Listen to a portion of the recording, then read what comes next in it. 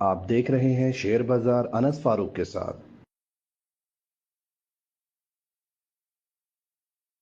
अस्सलामुअलैकुम। 16 जनवरी 2023 मार्केट का session close हो चुका है और मैं अनस फारूक एक बार फिर आपके साथ हाजिर हूँ क्लोजिंग बेल के अंदर। बात करेंगे आज की मार्केट की कि आज की मार्केट के अंदर क्या चेंजेस हुए और आज की मार्केट के अंदर क्या चीज़ें हुई और इनकी वजूहात क्या थी। आज की मार्केट एकदम ही फ्री फॉल डिक्लाइन हुई है, मार्केट के अंदर नीचे की तरफ गिरावट आई है और मार्केट बहुत ज़्यादा नीचे गिरी है।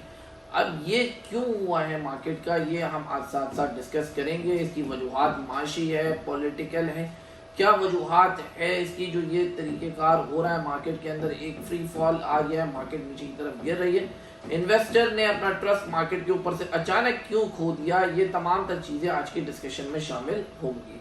सबसे पहले इंडेक्स की बात करें तो जब आज मार्केट ओपन हुई, आज मार्केट के आगाज के अंदर 40,352 पॉइंट से इंडेक्स का आगाज हुआ तकरीबन, जो कि फिर वहां से हमें देखने को 31 पॉइंट हमें देखने के लिए मिले। वहां पे 354 पॉइंट का हाई बना, 31 पॉइंट के साथ आगाज होता वो 40,320 पॉइंट से था। तो ये चीज़ें हमने आज के दिन के अंदर फेस करी। फिर वहां से इंडेक्स के अंदर एक डिक्लाइन आया, वो डिक्लाइन की वजह थी, वो वजह ये थी कि इन्वेस्टर का मार्केट के अंदर से ट्रस्ट जो है वो ख़त्म हो रहा है, कॉन्फिडेंस ख़त्म हो रहा है। वही वजूहत मार्केट को ले डूबी, मार्केट ने नीचे की तरफ आना शुरू किया और जब नीचे की तरफ आना शुरू किया तो वो एकदम जैसे बच्चों की स्लाइड होती है ऐसे स्लाइड करती हुई नीचे आ गई और उसके अंदर बीच में कोई भी रुकावट नहीं बनी, कोई भी चीज। मार्केट टोटल 662 पॉइंट नीचे आई। वहां से फिर मार्केट ने एक 60 पॉइंट की रिकवरी दी जो कि नॉर्मली होती है। तो 39,720 पॉइंट के ऊपर मार्केट ने अपनी क्लोजिंग दी 602 पॉइंट नेगेटिव के साथ। अब 39,800 आज की सपोर्ट थी टेक्निकल तौर पे, लेकिन जब वॉल्यूम्स नहीं होते, आज सिर्फ 105 मिलियन के वॉल्यूम रहे, यानी कि 10 करोड़ शेयर के वॉल्यूम। इट मींस कि मार्केट से आज majority of the Awam, majority of the public investor वो टोटल बाहर नजर आई। हमें 70% अवाम बाहर नजर आई, क्योंकि एक नॉर्मल दिन में मार्केट में 220, 240, 260 मिलियन शेयर्स का काम होता है, लेकिन आज वो वैसी चीज़ें, हमें वैसी बात मार्केट में नजर नहीं। डिक्लाइनिंग मोड के ऊपर अगर हम शेयर्स को देखें, यानी कि वो शेयर्स जिन्होंने आज अपनी कदर के अंदर कमी की है वो 248 थे, यानी कि आधी से ज़्यादा मार्केट जो है वो आपकी नीचे की तरफ चली 80%। और सिर्फ 68 शेयर्स ऐसे थे जो कि पॉजिटिव साइड पे रह पाए। वो पॉजिटिव भी कैसे रह पाए, कोई 1 पैसा, कोई 2 पैसा, इस तरीके से वो पॉजिटिव रहे, यानी कि कोई कॉन्फिडेंस मार्केट के अंदर नजर नहीं आया। वॉल्यूम लीडर के अंदर बात करें तो आज बहुत ही ज़्यादा नीचे गिर गया था। WTL 1 रुपये 11 पैसे के पास आया था, लेकिन फिर भी उसके अंदर वॉल्यूम नहीं बन पाया। सिर्फ 8.9 मिलियन शेयर्स का वॉल्यूम है, तो वो बहुत ही ज़्यादा कम होता है ऐसे पॉइंट स्टॉक के अंदर, लेकिन फिर भी उसने लीड किया मार्केट को पहले नंबर के ऊपर। और दूसरे नंबर पे हैस्कोल की आज मीटिंग मुतवक्के थी, लेकिन टाइम पे रिजल्ट्स नहीं आ पाए, तो हैस्कोल दूसरे नंबर पे रहा 7.8 मिलियन शेयर्स के साथ। और तीसरे नंबर पे लॉट केमिकल रहा 7.5 मिलियन के साथ, जिसकी एक आज खबर मार्केट के अंदर आई। वो खबर ये थी कि लॉट केमिकल के जो स्टेक्स हैं 75% वो लकी कोर के पास जा रहे हैं, जो कि पुरानी ICI कंपनी थी। अब वो स्टेक्स ले रहे हैं और जो कोरिया ग्रुप है वो एग्जिट कर रहा है 75% मार्केट के अंदर। तो अब ये चीज़ है, लेकिन इसके अंदर एक चीज़ हमें खास के देखने वाली है कि एक और इंटरनेशनल इन्वेस्टर, एक और फॉरेन कॉर्पोरेट फॉरेन इन्वेस्टर हमारी पाकिस्तान की मार्केट से सूरत हाल देखते हुए बहुत ही आराम से, ना महसूस होने देते हुए मार्केट से एग्जिट कर रहा है। अब इनकी जो ट्रांजेक्शन है 30 रुपये 50 पैसे फी शेयर के हिसाब से ये मुकम्मल होनी है और ये कुछ अराउंड 160 मिलियन डॉलर बना है। देखना यह है कि मुल्क के अंदर डॉलर नहीं है और इनके ट्रांजेक्शन एग्जीक्यूट किस तरह होगी, ये पैसे किस तरीके से देंगे इनको। तो ये एक बहुत अहम सवाल है, क्या ये ट्रांजेक्शन बीच में रुक जाएगी, ये पेमेंट नहीं हो पाएगी, क्योंकि इसके ऊपर बहुत गौर और फिक्र वाली बात है। हालांकि लकी ग्रुप जो है वो बहुत बड़ा ग्रुप है और ये पेमेंट करने की जो है सलाहियत भी रखता है, लेकिन जो मेजर चीज़ है वो मुल्क के अंदर डॉलर है। हाँ, अगर कहीं बाहर से अपनी एक्सपोर्ट्स की पेमेंट वहाँ पे करते हैं तो वो कर सकते हैं, लेकिन ये देखना होगा कि मुल्क की सूरत हाल के अंदर और जो हमारे SECP के कवानीन है उसके मुताबिक उस ट्रांजेक्शन को लीगल करार दिया जाएगा या नहीं दिया जाएगा। ये तमाम तर चीज़ें हमें देखनी होगी। सेक्टर वाइज जो है टेक्नोलॉजी सेक्टर पहले नंबर पे, फिर oil and gas marketing company दूसरे नंबर पे और तीसरे पे सीमेंट। अब ये चीज़ें हो गई। अब आ जाए हम आज की मार्केट के डिक्लाइनिंग मोड के ऊपर कि आज ये तमाम तर चीज़ें हुई क्यों हैं। उन पे बात करने से पहले मैं आप लोगों को ये बता दूं कि अगर आप हमारे पास अकाउंट ओपनिंग करना चाहते हैं तो हमारे पास वो सहूलत बिल्कुल मैसर है। स्क्रीन पे वीडियो के शुरू में, आखिर में और डिस्क्रिप्शन पे आपको नंबर मिल जाता है, उस पर आप रब्ता कर सकते हैं और हमारी फैसिलिटीज़ को हासिल कर सकते हैं। वापस वीडियो पे आता हूँ और फिर इसको डिस्कस करते हुए चलते हैं। जो हमारे पॉलिटिकल मामला हुए उसकी मिसाल आप कल कराची का इलेक्शन ले लें कि आज शाम अभी इस वक्त पूरे 4 बज रहे हैं और अभी तक कराची के इलेक्शंस जो हैं, लोकल बॉडी इलेक्शंस जो हैं, उसके रिजल्ट्स नहीं आए। अब यहाँ पे एक दूसरा कॉन्फ्लिक्ट शुरू हो रहा है, एक दूसरी जंग शुरू हो रही है कि पीटीआई और जमात इस्लामी जो है वो यहाँ पे कंप्लेन कर रहे हैं कि उनके वोट्स गायब हैं, धांधली हुई है। पीपल्स पार्टी जो है वो लीड कर रही है पहले नंबर पे। तो ये एक अलग पॉलिटिकल अनसर्टिनिटी की तरफ लेके जाएगा, छोटे लेवल पे जाएगा लेकिन ज़रूर जाएगा और ये मामला लंबा करेगा क्योंकि आगे धरने वगैरह की बातें हो रही हैं। अब ये किस तरीके से मैनेज होती हैं वो हमें देखना है। फिर दूसरी वजह यह है कि जब हमने ये देखा 15 तारीख को जो अनाउंसमेंट हुई, वो उस अनाउंसमेंट के अंदर जो इसाक डार साहब ने करी, जहाँ पे पेट्रोल प्राइजेस जो है वो चेंज होने होते हैं, वो हमने देखा कि अनचेंज है। अब वो प्राइजेस अनचेंज आने की वजह से मुल्क की मईशत के ऊपर बिल्कुल असर पड़ेगा। आवाम के लिए तो अच्छा है लेकिन जो हमें पीछे IMF से पेमेंट लेनी थी उसके लिए हमारा एक टोटली नेगेटिव इम्पैक्ट चला गया। क्या ये इस वजह से था प्राइस अनचेंज रखना कि अब हुकूमत ने भी ये तय कर लिया है कि इलेक्शन के बाद इन तमाम तर चीज़ों को देखा जाए। डॉलर की कदर के अंदर इजाफा नहीं हो रहा, रुपए जो है वो डिवैल्यूएशन नहीं हो रहा, IMF की शराइत में सबसे बड़ी शराइत, पावर टैरिफ के अंदर चीज़ें ऐड नहीं हो रही। तो गवर्नमेंट ने ऐसा लगता है कि तमाम तर चीज़ें जो है वो होल्ड पे डाल दी।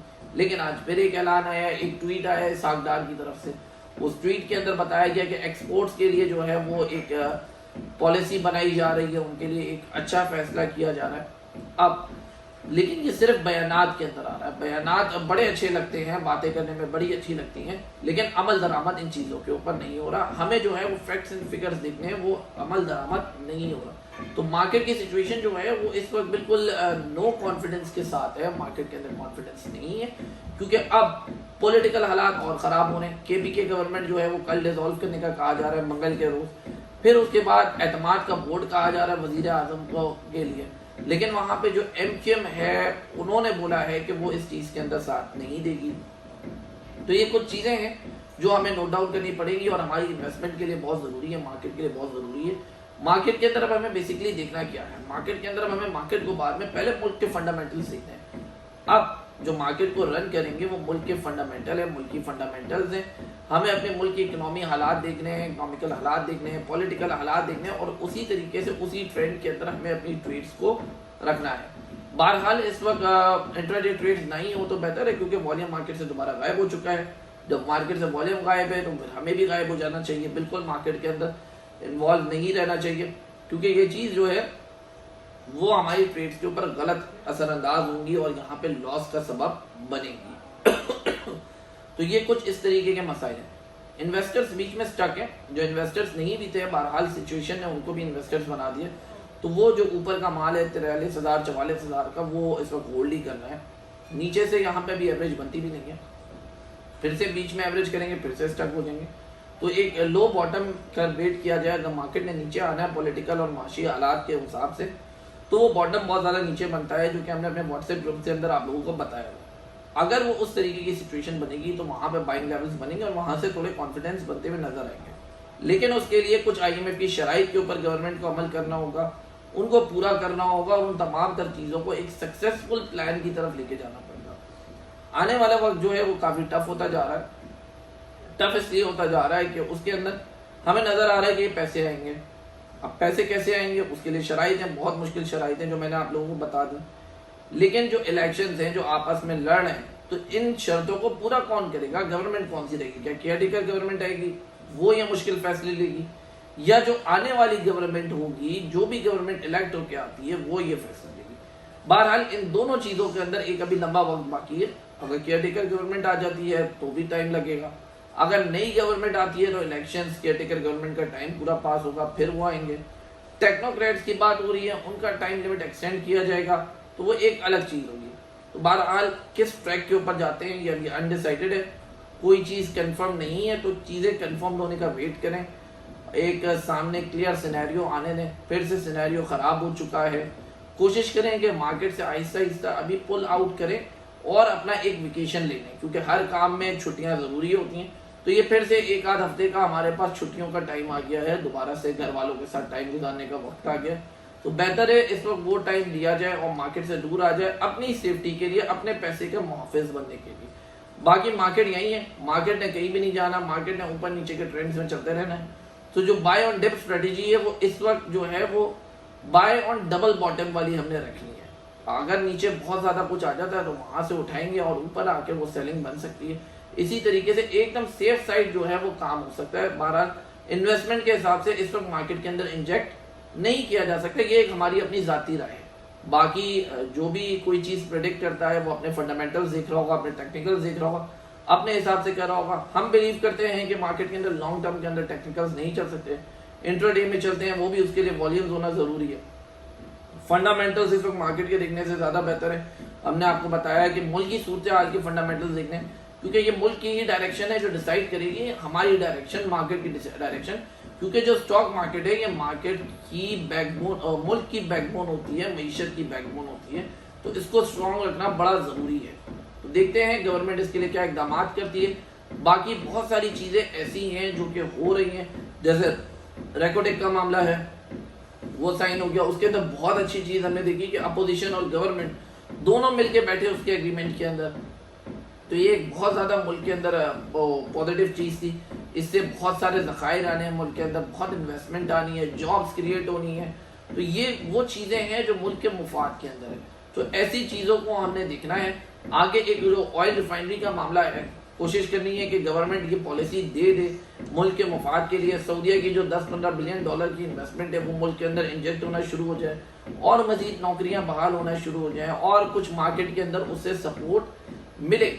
क्योंकि अभी मार्केट ऐसी है कि गवर्नमेंट को भी चाहिए कि रेंज बाउंड रखे, इलेक्शंस का टाइम पीरियड है, इन्हें भी अपना वोट बैंक संभाल के रखना है, बिजनेस कम्युनिटी को संभाल के रखना है, उनका ट्रस्ट बहाल रखना है। तो इन तमाम तर चीजों के लिए है कि मार्केट की सपोर्ट के लिए कुछ ऐसी पॉलिसीज लाई जाए, कोई ऐसी चीजें लाई जाए जहां पे इन्वेस्टर का भरोसा बने मार्केट के ऊपर। ऐसा ना हो कि ये भरोसा टूट के इन्वेस्टर एग्जिट मोड लेता जाए और हमारे पास आए दिन इन्वेस्टर कम होता जाए। क्योंकि जो एक रियल फैक्ट है, हमारे पास पाकिस्तान में इस वक्त सिर्फ और सिर्फ एक्टिव अकाउंट जो है स्टॉक के अंदर वो सिर्फ 60,000 है। बनस्बत अगर हम बांग्लादेश से कंपेयर करते हुए देखें तो उनके पास 30 लाख एक्टिव अकाउंट्स हैं और हमारे पास अगर टोटल इस 24 करोड़ की आबादी के अंदर से देखें तो 18 करोड़ यानी कि 18 साल से बड़े जो लोग होंगे उनको हम आधा भी कंसिडर करते हैं, 12 करोड़। तो उसमें से भी हमारे पास इस वक्त मुश्किल से 3 से 3.5 करोड़ अकाउंट्स पूरे स्टॉक के अंदर मौजूद हैं। यानी कि हमारी इकोनॉमिकल एजुकेशन इतनी कमजोर है कि हम आपस में मुल्क के अंदर ही हमें नहीं पता है कि हमारे मुल्क के अंदर हमने कहाँ पे इन्वेस्टमेंट करनी है। हमारी यूथ को नहीं पता है, हमारे अंदर जो लोग हैं, जो रिटायर्ड लोग हैं, उनको नहीं पता है। तो इसकी एजुकेशन भी बहुत जरूरी है मार्केट को स्टेबल करने के लिए, जिसका हिस्सा आपको हमें सबको बनना पड़ेगा ताकि मार्केट के अंदर ज्यादा से ज्यादा इन्वेस्ट हो तो मार्केट उतनी ही मजबूत होगी, उतना ही नीचे गिरावटों से मार्केट रुकेगी, स्ट्रॉन्ग खड़ी रहेगी। तो ये एक एजुकेशन प्रोसेस है जो कि आपको हमें सबको मिलकर आगे बढ़ाना होगा। ये एक हमारी तरफ से पैगाम है जो कि आगे जितना फॉरवर्ड हो वो उतना अच्छा है, क्योंकि ये एजुकेशन है। यहाँ पे हमारी मईशत स्ट्रॉन्ग होगी, यहाँ पे हमारी आने वाली नस्लें स्ट्रॉन्ग होंगी, वही पैसा कमाएंगी, वही पैसा डबल करेंगी। क्योंकि हर मुल्क के अंदर जो है वो स्टॉक मार्केट बैकबोन होती है और उसको इसी तरीके से चलाया जाता है। लोग आगे लेके चलते हैं, नस्लें आगे लेके चलती हैं। आप देख लें कि अमेरिका के अंदर किस तरीके से स्टॉक मार्केट के पीछे लोग दीवाने हैं। उनकी स्टॉक मार्केट में ऐसा क्या खजाना है जो वहां पे दुनिया की बाकी कंपनीज भी वहां लिस्ट होने जाती हैं। वो यही चीज है कि वहां पे हर घर से एक इन्वेस्टर है और हमारे पास ये चीज बिल्कुल भी नहीं है, जिसके ऊपर हमें फोकस करना होगा। अब आपको बताते हुए चले, अगर दिन की कोई भी मजीद अपडेट होगी तो हम आपको इंशाल्लाह अपने व्हाट्सएप ग्रुप के अंदर देते रहेंगे। आपने अगर हमारा व्हाट्सएप ग्रुप ज्वाइन नहीं किया है तो 0317299591 हमें मैसेज कर लीजिए और हमारा व्हाट्सएप ग्रुप ज्वाइन कीजिए। फिर मिलते हैं इंशाल्लाह रात को व्हाट्सएप ग्रुप के सेशन में। बहुत शुक्रिया, जज़ाकल्लाह खैर।